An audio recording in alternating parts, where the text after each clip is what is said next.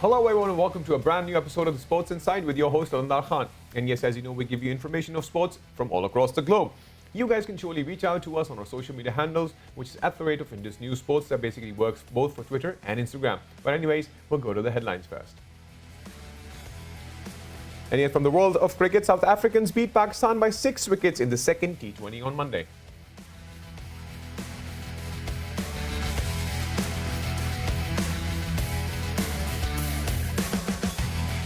And yes, from the world of Premier League, West Brom beats Southampton 3-0 on Monday.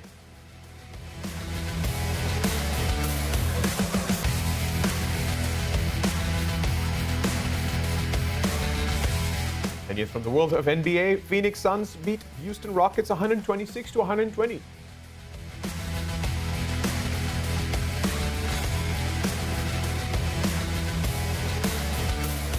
And yes, from the world of Olympics, second US Olympic and Paralympic rowing trials are underway.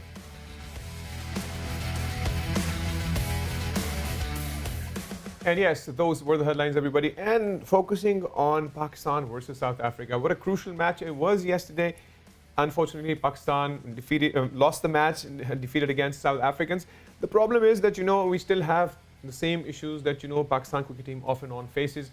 They have been doing pretty phenomenal against the Proteas, not obviously winning the ODIs 2-1.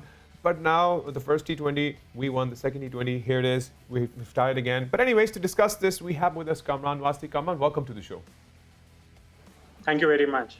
All right, Kamran, we'll start with yesterday's defeat. What's your take on the entire situation of Pakistan's batting order crashing as usual, the unpredictability of our team?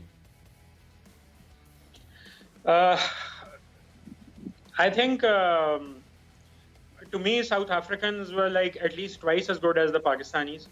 Right. For starters, they went about it with a spinner, with a left-arm spinner. And since the 90s, actually, for me, it was, in fact, way back in the 1992 World Cup when teams started using, actually New Zealand started off with Mark Gridbadge, and later on it flourished. But the sensible teams realized that the slog overs are the early overs. Right. And those slog overs are also there for taking wickets. Pakistanis know that, but they have to drill that into their conscience again. And this is where South Africans capitalized. Pakistanis apparently tried to, get go after them with all guns blazing. Right. But Linder was extremely intelligent with his bowling.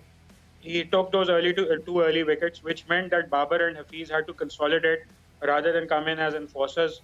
And after that, they were relentless with the pressure they generated. Right. And the Pakistanis just didn't have the depth to, last the whole 20 overs like they should have. Right. Even yesterday, I had a journalist that I spoke to and we were talking about the performance, and he said that Pakistan needs to come up with the idea of not only relying on 1, 2 or 3 batsmen, which generally, as per his perception, works for Pakistan cricket team.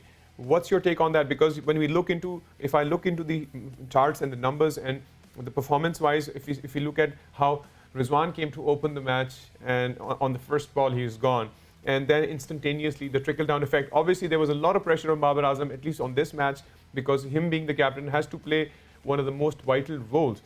When can we come up to that point of consistency? At least they're trying. The team is trying. It's not that we're not.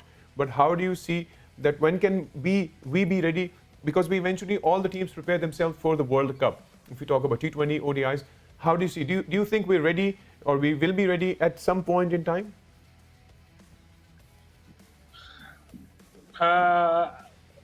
You bring in the Corona thing and the fact that we don't have a lot of cricket to go.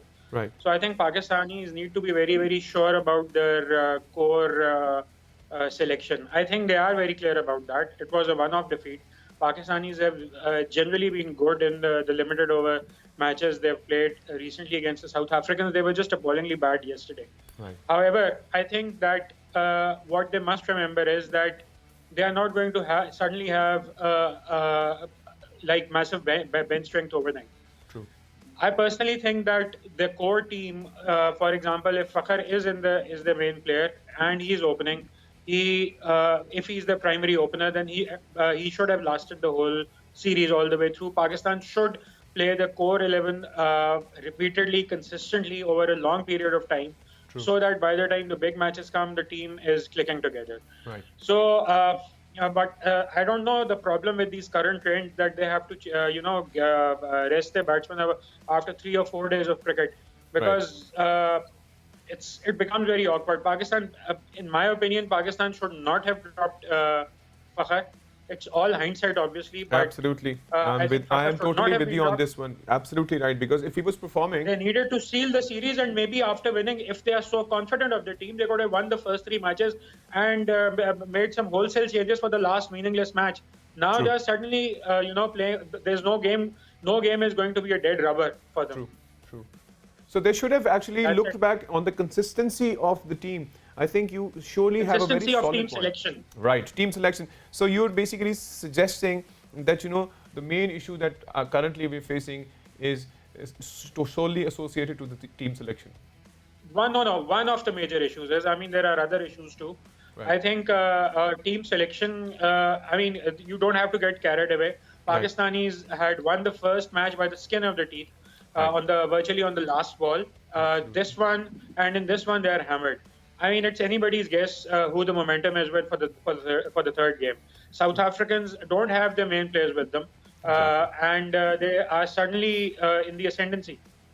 Right. Because the point is, like you said, there are at least 5 major players that are not playing. If we even look at not just bowling or Amada's performance, it actually halted when it came to the second ODI, if I remember. Oh, the one days. Obviously, I think Nortje was phenomenal in the first match as well. I think his spell was outstanding. You have a fast bowler coming in the middle of the innings. He's not utilizing reverse swing at all. He just blows you away with pace and bounce. It was some serious fast bowling. Right. And in any case, the point is that when you are playing your best team, the South Africans are not, your opponents are not. You need to nail your everything in by the time you want to actually, so that you can, if you want to experiment, then you have the leverage to do so. Right. Pakistanis actually, they won the first match by the skin of the teeth.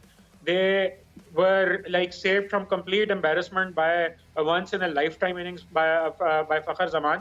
Right. And in the third match, they were fortunate that South Africans had a lot of inexperience in their ranks. I agree. I agree.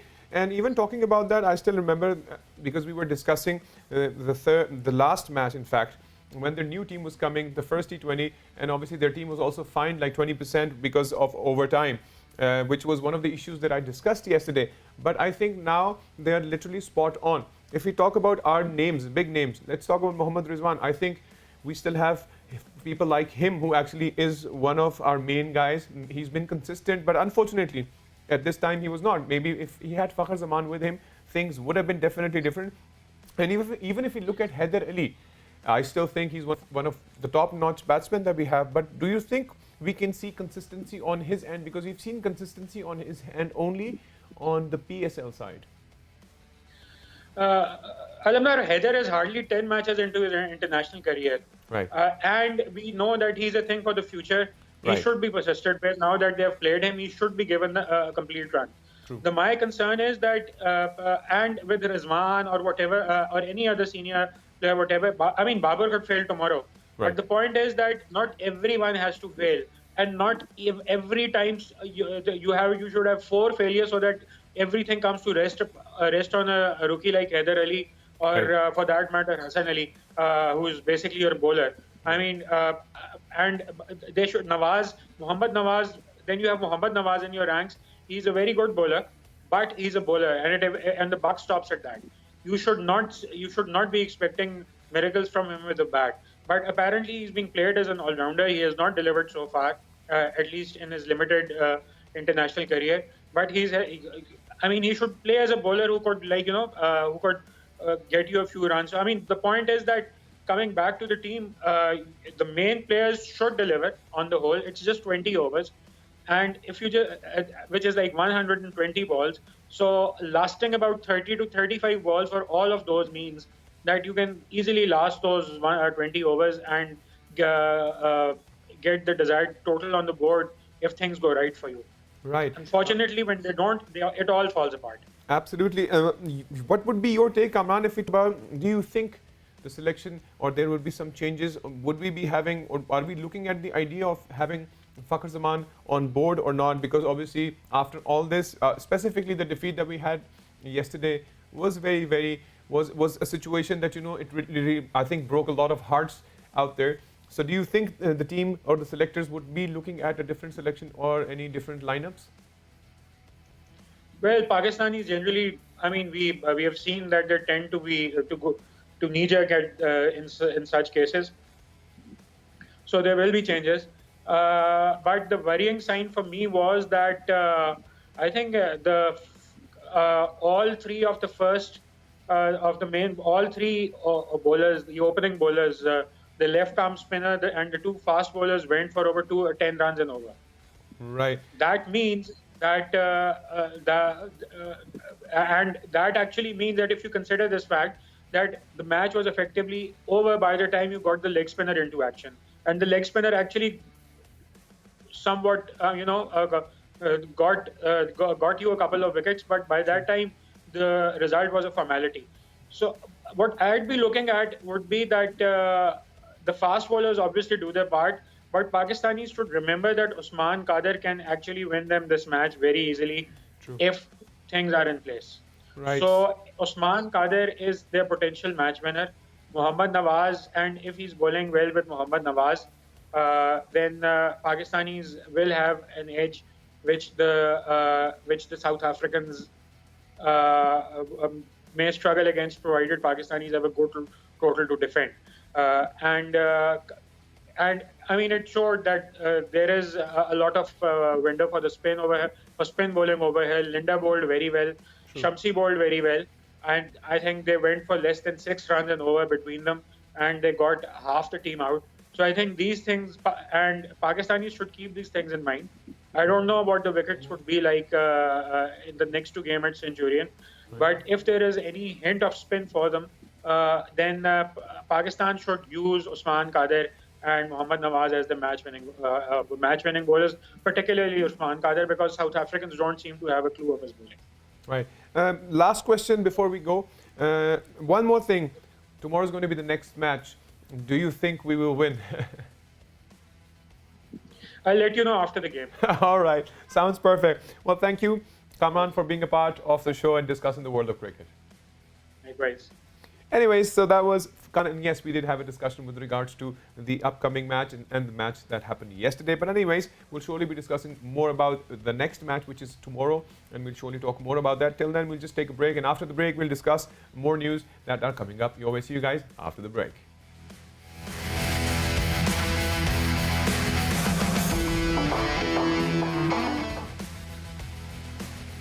And yes, welcome back everybody from the break. And before the break, we were discussing obviously the world of cricket and the irony that we had to go to the defeat, but we're definitely having more T20s coming up our way. It will surely be an interesting match lined up ahead when it comes to Pakistan facing Proteas in the next 2 T20s. But anyways, that was pretty much it from the world of cricket. I just want to jump into the world of Premier League. And as discussed in the headlines, as West Brom actually trounced Southampton to begin with on Monday 3-0, we have so much more coming in the Premier League. Obviously, everybody is struggling for the top 4 positions.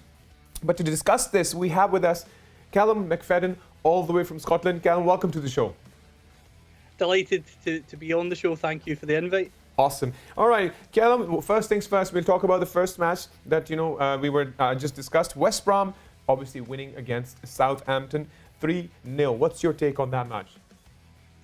I was very impressed by West Brom, to be honest with you. I think Sam Allardyce, as you know as well as I do, gets a lot of stick for being quite a defensive coach, but I have to say West Brom dominated that game. They deserved to score 3 goals. They arguably should have scored another goal. Obviously VAR got in the way, but I was very impressed by how they set their stall out. They clearly are determined to put up a fight in this battle for survival.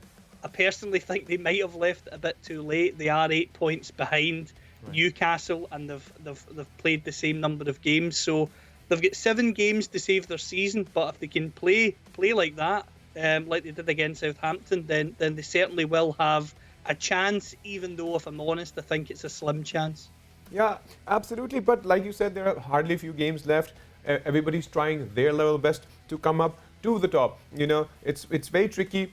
As even if we'll definitely look into the top 4, 5, 6 teams of the Premier League in a bit, because that's also something that was really, really tricky for all of them. But not only that, let's talk about the other match, which is obviously Everton managing to draw against Brighton. These are the two matches that took place on Monday. What's your take on that one? In terms of that game, I was very disappointed by Everton.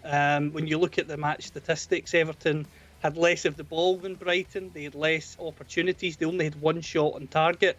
Right. And that's not good enough for Everton. I know they've had a few injuries, but Carlo Ancelotti's side at the start of the season were tipped to be challenging for European places, and some even predicted that they could challenge for the Champions League. So to be drawing against Brighton 0-0 for me is not good enough. They have had a few injuries, as I've said, but with the squad that they've got, they should have enough to really take care of business against a team like Brighton. Brighton are close to the bottom of the Premier League. They're currently sitting in 15th place.